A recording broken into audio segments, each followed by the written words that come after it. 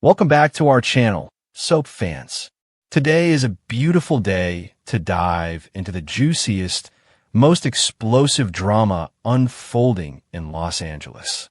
The battle lines are drawn, the betrayals are permanent, and the fallout is absolutely spectacular. Let us jump straight into the chaos. The collision was inevitable. A high-stakes, violent reckoning has shattered the fragile peace between the Forrester and Spencer dynasties, leaving permanent scars on the legacy of both families.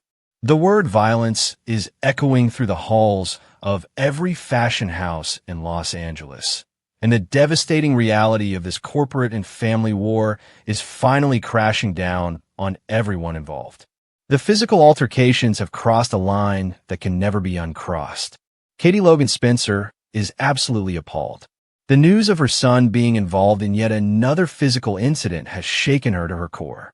The term violence has been reinforced in rapid-fire dialogue by multiple characters across the canvas, painting a grim picture of a young man spiraling completely out of control. Yet, in the face of mounting evidence and bruised jaws, Spencer fiercely asserts his absolute innocence. He refuses to see himself as the aggressor. He sees himself as a protector, a knight in shining armor fighting a righteous war. Katie knows better. She knows that delusion is a dangerous game, especially for Spencer. She was entirely right to march straight to the beach house to confront the chaos head-on. She did not send an emissary. She did not make a phone call. She walked through those doors to look her son in the eye. Her first instinct was maternal. She had to make sure he was physically okay. She had to inspect the damage, both seen and unseen. But Katie did not stop at comfort. She delivered a brutal, necessary reality check. She looked Will squarely in the face and told him he was dead wrong. There was no sugarcoating the violence. There was no justifying the reckless physical assault. Katie laid down the law, refusing to let her son hide behind the excuse of passion or provocation. She demanded accountability in a family that rarely practices it. Her bravery did not end at the beach house. Katie took the ultimate risk. She walked straight into the lion's den. Her subsequent trip to the Forrester mansion was a masterclass in courage. She stood alone in enemy territory, a solitary figure representing the entire Spencer family, desperate to broker a peace treaty before the escalating battles burned both empires to the ground. She wanted to resolve the conflict. She wanted to stop the bleeding. Her diplomatic mission was doomed from the start. The reception she received was nothing short of hostile. The Forresters formed a united, impenetrable wall of rage. Her willingness to compromise was met with absolute disgust. The rejection was swift, brutal, and entirely understandable. The wounds are too fresh. The bruises on Eric Forrester's face are too visible. The Forresters are not in the mood for peace. They want blood. This brings us to the tragic reality of Los Angeles. Sometimes both sides are right. The conflict is not black and white, but the shallow thinkers in this town refuse to see the gray. There is a dangerous either-or approach that dominates the narrative. These characters were never taught how to operate with logic. They are entirely ruled by their volatile, explosive emotions. They react first and think later, leaving a trail of destruction in their wake. Brooke Logan Forrester slots perfectly into first place in this category of emotional recklessness. She had a choice. She had the power to change the temperature in the room. She could have served as a vital counterbalance to the natural, justified emotions that Eric Forrester was projecting. Eric was battered. Eric was humiliated. He needed a voice of reason to guide him away from the precipice of an all-out war. But that is not what Brooke did. Instead of de-escalating the situation, she poured gasoline on the fire. She weaponized Eric's pain. She let her own feral, vindictive emotions rule her actions, completely abandoning any semblance of logic. Brooke chose to escalate the hostility, shutting down Katie's brave attempt at diplomacy and ensuring that the family fracture would become permanent. She failed as a peacemaker and thrived as an instigator. On the other side of the room, The Forresters are completely right to be upset. Their anger is not misplaced. It is entirely justified. Well, Spencer's behavior has been undeniably reckless. He is a loose cannon, a volatile threat operating without boundaries. The Forresters are naturally, fiercely protective of their extended family member, Electra Forrester. She is the prize in this twisted tug of war, and she is becoming collateral damage. The Forresters simply cannot allow Electra to stay connected to Will. The risk is too high. The violence is escalating. They must draw a hard, unforgiving line in the sand. Will has proven that he cannot control his temper, and the Forresters will not sit back and watch Electra be dragged into his chaotic downward spiral.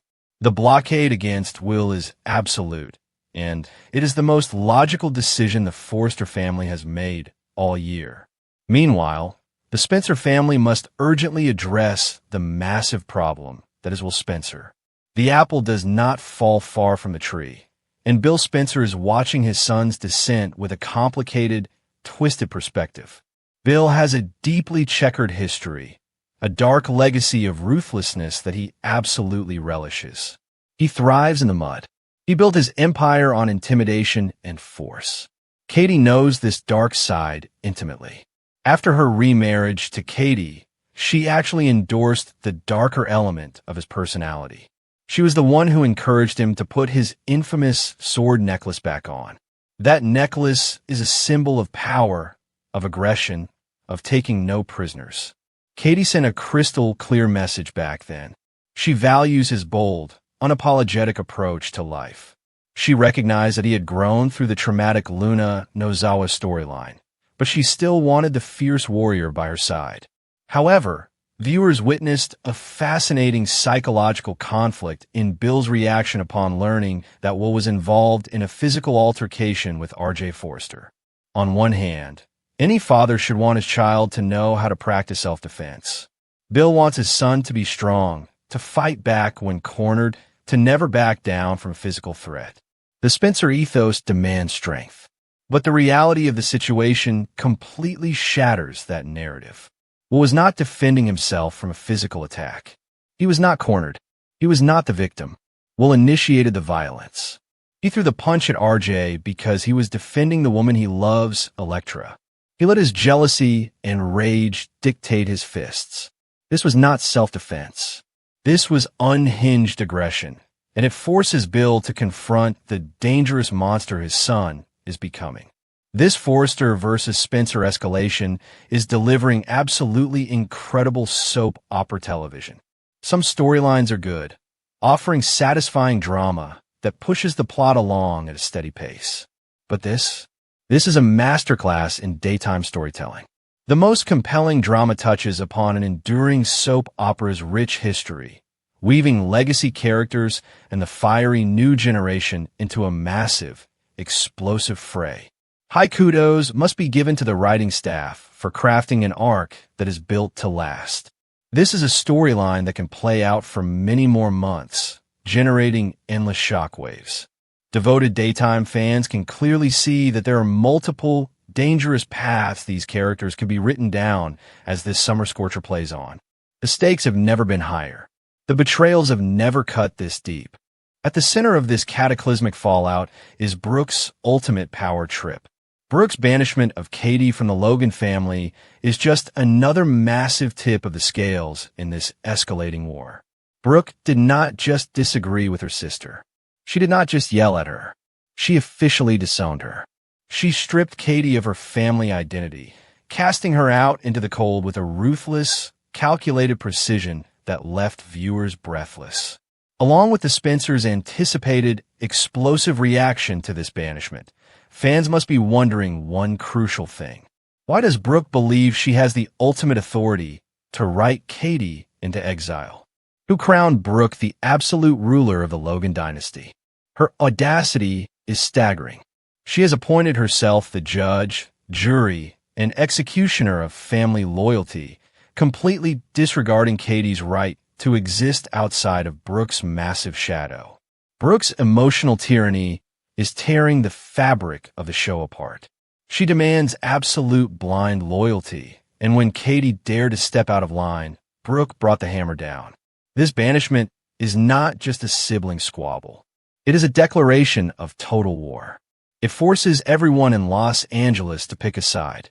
You are either with the Forresters and Brooke, or you are with the Spencers and Katie. There is no middle ground left. The fallout from this single decision will obliterate whatever is left of the Logan sisterhood. Katie is now a woman without a family, backed into a corner, with only the ruthless power of the Spencer empire to protect her.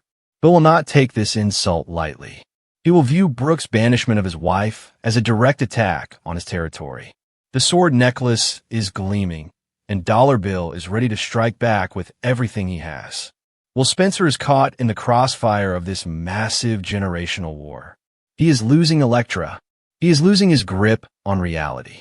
He is drowning in a sea of violence and justification, fueled by a father who relishes the dark side and a mother who is desperately trying to pull him back to the light. Will is a ticking time bomb, and the Forresters are standing by, waiting for him to finally self-destruct. Ridge Forrester is watching his family take hit after hit, and his patience has completely evaporated.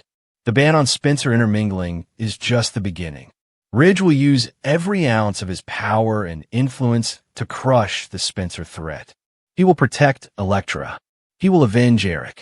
He will stand by Brooke's side as she wages her emotional warfare against Katie. The Forrester mansion has become a fortress, and the gates are permanently locked. This is the kind of drama that defines a generation.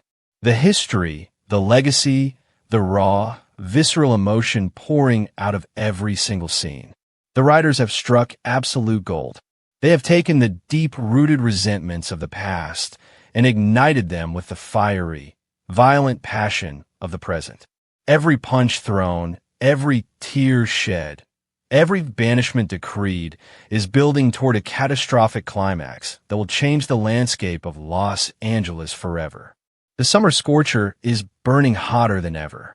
The shallow thinkers will continue to let their emotions rule. The logical voices will continue to be drowned out by the screams of betrayal. Katie will stand tall in her exile. Brooke will fiercely guard her stolen throne. Bill will unleash the full might of the Spencer machine. And Spencer will have to face the devastating consequences of his violent, reckless heart. The collision of fate has arrived, and there are no survivors in a war this brutal. Next, Sheila Carter just lost her entire universe in exactly 7 days flat, and Deacon Sharp is already shopping for a diamond ring. The ticking time bomb has officially been planted, and the explosion is guaranteed to leave casualties in its wake. The collision of fate and high-stakes consequences is barreling toward the Cliff House and the Bikini Bar, and nobody in this town is prepared for the catastrophic fallout. Deacon Sharp is officially a divorced, free man. Ring chatter is swirling around Taylor Hayes like a hurricane, and Sheila Carter has been backed into the most dangerous corner of her entire life. Her next move is the real story, and the hottest spoilers predict a detonation that will shatter Los Angeles. Let's break down the absolute masterclass in manipulation that went down on the July 9th episode. The divorce papers were sitting right there on the table. The legal severing of a twisted, chaotic marriage was just a signature away. But Sheila Carter does not do anything without a price. She demanded 2 supervised days a month with John Finn Finnegan and Little Hayes Finnegan as the ultimate ransom for her signature. She wanted access. She wanted her bloodline, and she never got it. The demand was flatly denied. Any ordinary villain would have flipped the table, screamed, and declared war right then and there. But Sheila Carter is not an ordinary villain. She is a lethal, calculating apex predator. She picked up the pen, signed the papers anyway, and ended her marriage with a hug. That bittersweet goodbye was the most terrifying moment of the entire month. Sheila thanked Deacon for their years together. She looked him in the eye and delivered a line that should chill every Forrester and Logan to the bone. She told him she finally knows she is capable of being loved. That is not a surrender. That is a tactical retreat. That is the most patient, venomous setup this soap opera has ever delivered. The graciousness is the ultimate tell. Sheila does her absolute best, most destructive work when everyone stops watching, and right now, she has successfully lulled Deacon Sharp into a false sense of absolute security. The week that followed, that signature twisted the knife deeper and deeper until the blade snapped. Sheila immediately pivoted her entire psychological siege directly onto Finn. On July 13th, the emotional manipulation reached a fever pitch.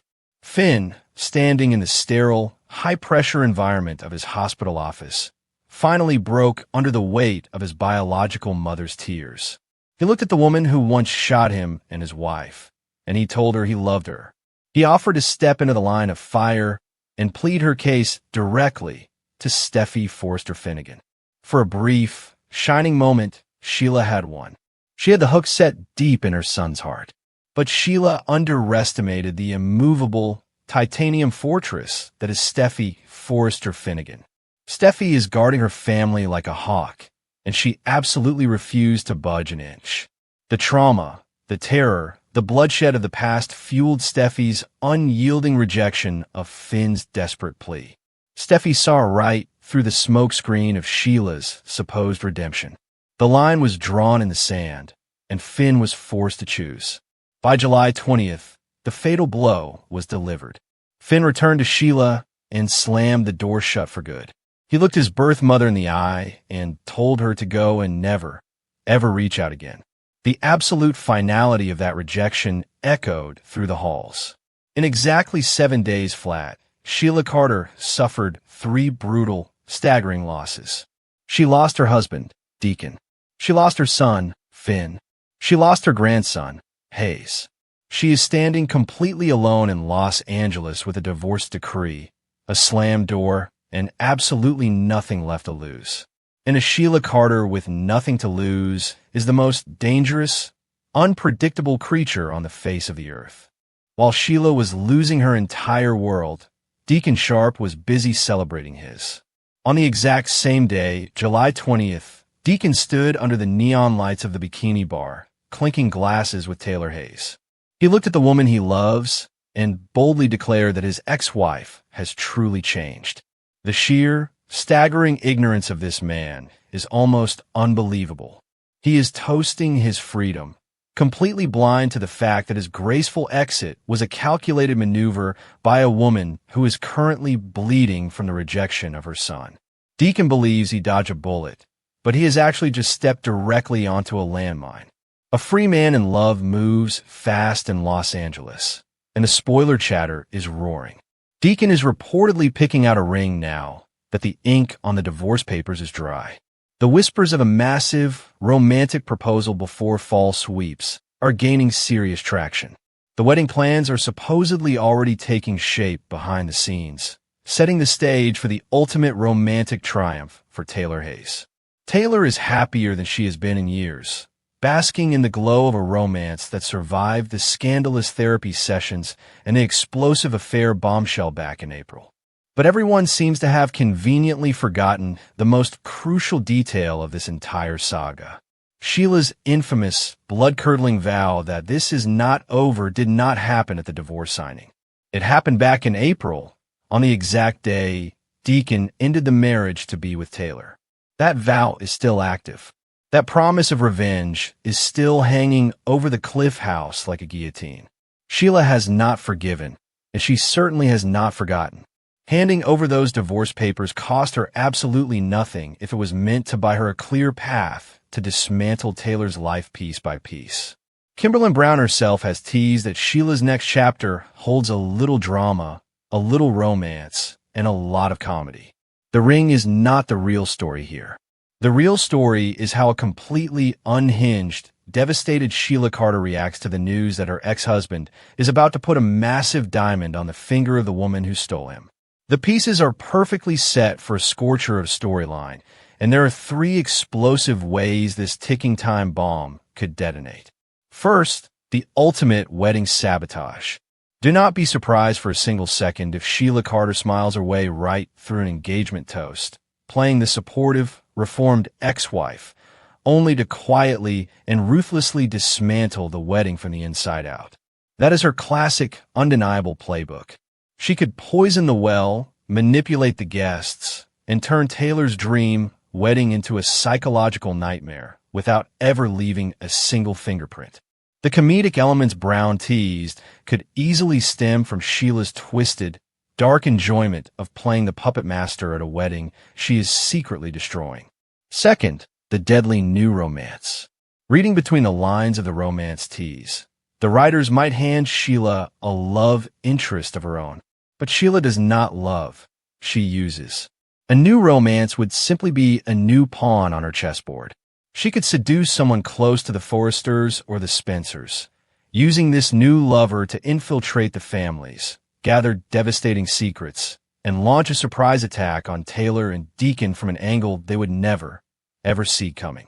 Third, the quiet, devastating detonation. If we know these writers, the wildest option stays completely live. Sheila could hand Deacon Sharp her absolute blessing, smile for the cameras, and then wait for the exact moment everyone looks away. Right now, every eye in town is glued to the vicious runway wars between Logan and Forrester Creations. The corporate sabotage, the stolen designs, the screaming matches between Brooke and Katie. It is the perfect distraction. While the rest of Los Angeles is fighting over dresses and diamonds, a calm, plotting Sheila Carter will strike. The graciousness is the ultimate tell. The quiet acceptance of the divorce, the polite goodbye, the lack of screaming and throwing glass. It all points to a woman who has already formulated a lethal plan. Taylor Hayes is planning a future. Steffi Forrester is guarding her gates, and Deacon Sharp is counting his lucky stars. But Sheila Carter has zero reasons left to behave. The last time this woman lost everything, the entire city of Los Angeles paid the ultimate price in blood and terror. The board is set, the pieces are moving, and the explosion is absolutely inevitable.